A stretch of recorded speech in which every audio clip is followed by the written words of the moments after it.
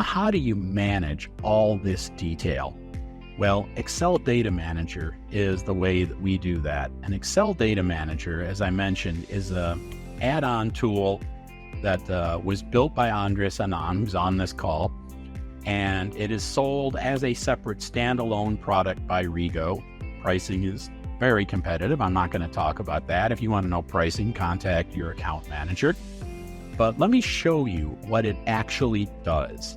I am going to filter for a certain project, and I'm going to do a very quick update to the people that are working on a specific task in that project. First, I want to show you the before state. So let me go back into Clarity, and I am going to look at project 107034.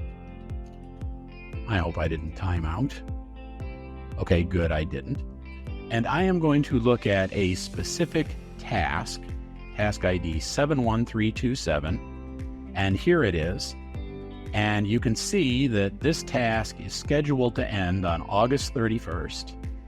And the people that I have assigned on it, most of them are also going to be right around till the end, although a couple of them, this person, Leonard Green and Mayuki, I hope, are going to roll off the project on July 31st. And everybody who's working on it is booked at 40 hours a month. So keep that in mind. So I am going to go into Excel Data Manager, and I am going to launch the assignment editor, which is called Task ETC, and I'm going to filter for that specific project.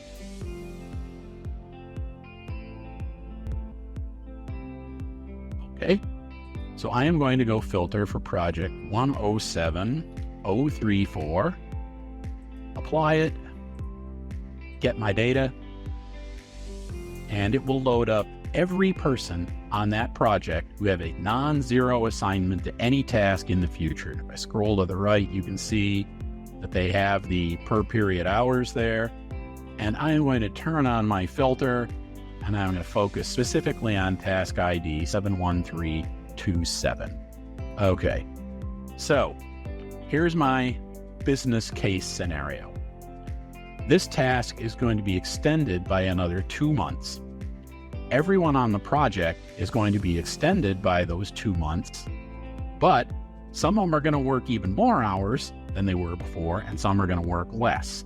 So the first thing I have to do is I have to change the task finish date to 10/31/2024.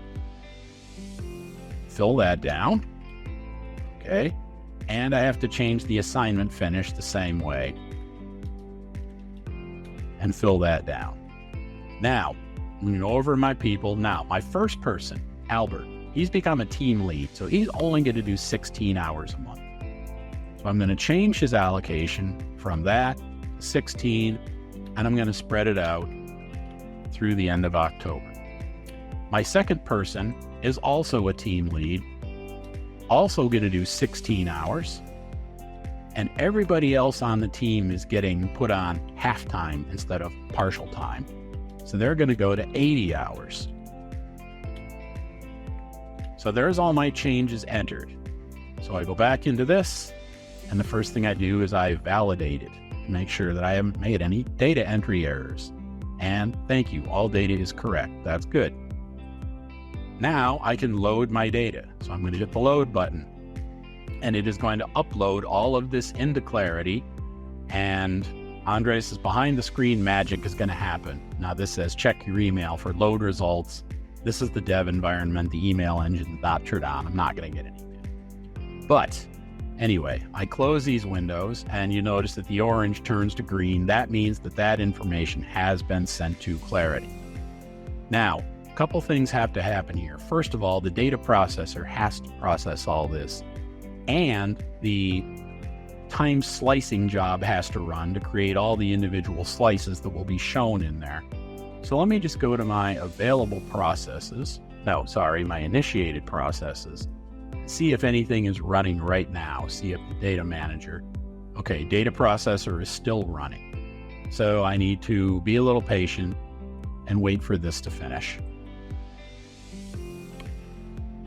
while we're waiting for the data processor to finish, I want to show you some other options that Excel Data Manager gives you. I just went and I searched for a project. But what if I'm a resource manager and I want to look for my entire team? Let's say, who was that guy? Crittenden. Let's go search for Michael Crittenden's entire team. If I'm Michael Crittenden, I can go search for my entire team, and I can get every person I have on every project with a non-zero ETC. I can update them all at once. Not a great example, I don't have that many people, but I can change everybody on every project they have at once. I should have picked a different manager, because if I had picked Mahesh Nikhil, this would have shown up with 120 rows with 30 people across 40 projects. Oh well. But the bigger point is that you can use Excel Data Manager to, a project manager can use it for their project, a resource manager can use it for their team, and it enables things to happen much faster, much quicker.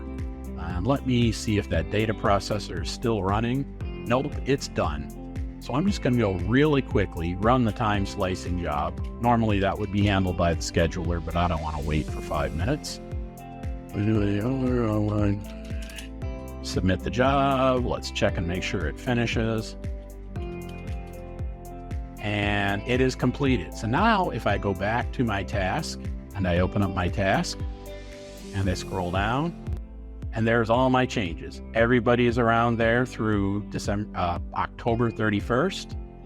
And my leads, Albert and Olkraj, are 16 hours a month, and everybody else is 80. A lot faster, a lot more accurate than having to go in here, open, launch, and navigate to a project, pick a task, one person at a time, type in the ETC, save. Next person, type, save, type, set, all that.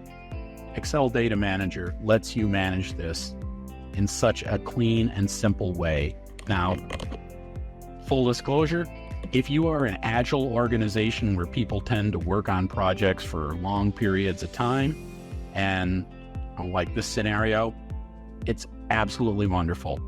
If you're a waterfall project where people tend to work on individual tasks in a specific order, like in a traditional rail signaling project, where we install physical signaling equipment and control software at 10 different locations down a 10-mile stretch of track every mile or so where there's a street crossing.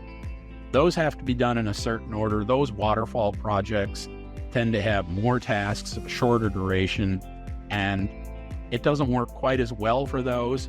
It still works well if you use it, but it's golden for agile projects. So this is the way we use to help maintain the underlying data, to clean up the mess, and to try and make sure that our overall resource profile is as clean as possible.